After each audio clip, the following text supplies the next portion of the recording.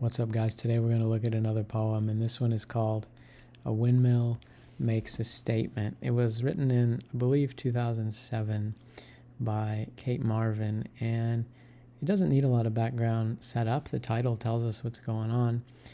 You'll often hear me compare poems to paintings, and this is one reason why. You can look at a painting and be a little unclear of what's going on, and then you see the title, and it just tells you what the person is or what the place is or what the thing is, and you're not done. There's still a lot of interesting mystery about why and how and so on, but at least you know the basics.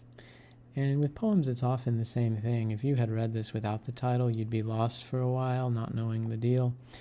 But we don't have to do that. The title tells us, and we can think about more interesting things like how it feels and why the author said it this way and how it sounds and all that cool stuff.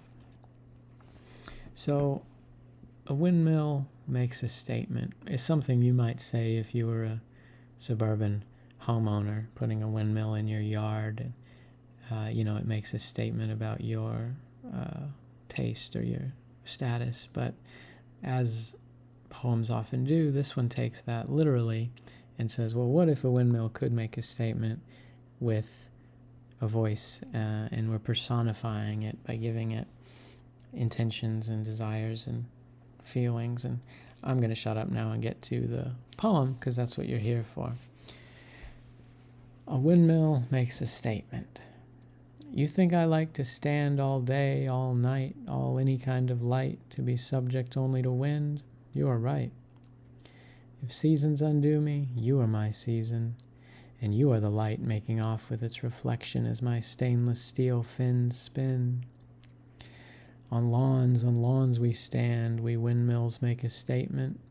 We turn air, churn air, turning always on, waiting for your season.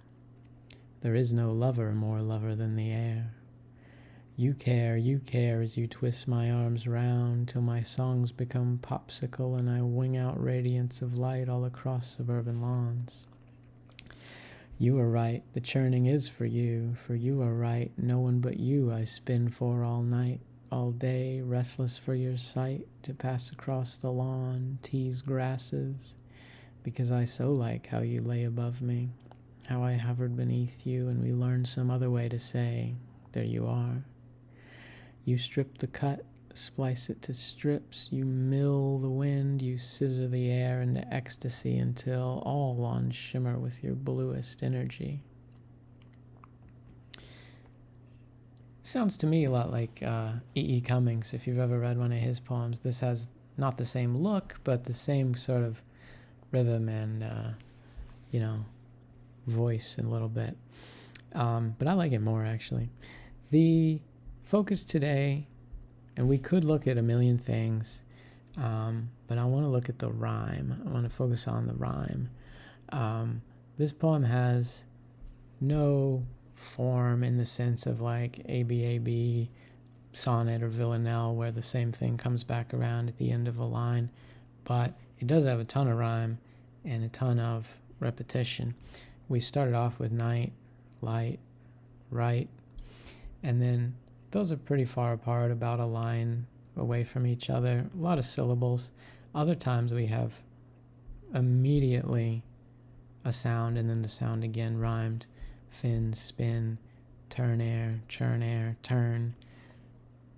You have, I don't want to get too fancy here, but it almost is like the windmill itself, the subject of this poem. The outer reaches of the thing take a long time to come around, but if you're on some inner spoke of the small radius, then it goes around quickly, and we kind of get both of those in here. My favorite one is, you're right, I spin all night, restless for your sight. That sight comes a little earlier than you expect, especially since it is at the beginning of a line after a stanza break. So when you're reading this, you don't quite read ahead and see it. Your eye's not glancing there, and then boom, there it is, and you're a little bit unprepared, and it just lands very nicely. IMO. So I want you guys today to practice the rhyme thing. Just like last time we looked at a poem and we picked one aspect of it and had you, brainstorm a little bit of that. Today I want to do some practice with rhymes. Just like last time, you're not writing a poem. It's not an official thing with lines and rhymes and titles. We're just getting a little bit of practice. The rhymes are going to be, I'm going to give a random word bank and it'll just spit out a few words for you, but you can also pick a few of your own if you like. And if you write, a lot of you are like, oh, I'm writing my own little poem, and you have something going, even if it's not a fully finished thing, you can just pick the end of a line from that or an important word from that to rhyme with. So how are you going to do that? One thing I like is this website, rhymezone.com. There are a lot of similar ones, but I just like this. And if you type in a word, it'll give you a bunch of rhymes. Because if you think of it on your own, obviously that's nice, but you'll often think of the most obvious one first. And sometimes you don't get the good stuff until like your fourth or fifth idea. And this can help get there. Let's say we're going to type light, which she used a bunch. And we get the ones that she had like night and sight, but we also get a lot of other ones. The bold words are like the more common, the unbold ones are like alternate spellings or loan words that might be foreign that hardly ever get used, or they might be suffixes or weird things. You can use them, of course, and some of them are not that crazy, but you mostly stick with the bold words, and mostly with, if you enter a one syllable, you probably want to stick with the one syllables. If you enter a two syllable, then you're probably going to look at the twos and so on. But if you put in a one syllable and then you use like a five, it often looks, either it doesn't even register as a rhyme at all and it just kind of seems like a weird thing, or it looks too rhymey. It looks like you went out of your way to choose a very strange, coincidental, corny thing.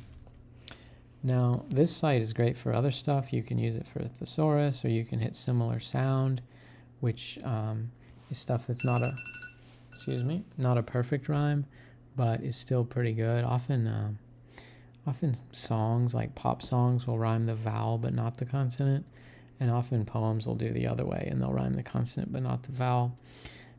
If you had light and you used late or lot or lit or something, it's pretty close, and it feels like, even if it doesn't feel like a perfect rhyme, like in a song, it feels like, hey, we're connecting it. We're using words that are a little bit nicer and a little bit prettier than if we had just randomly chose stuff that has the meaning, because it's all about much more than the meaning. So for this assignment, you can check Google Classroom, and I'll have more details with specifically what you want. But that's the idea for today. I like this poem a lot in many ways, but especially the rhyme, because it has a ton of rhyme without being real sing-songy and cheesy, without being in a traditional form of a sonnet or something else. So take a look and check this stuff. We'll talk about it in class. Thanks.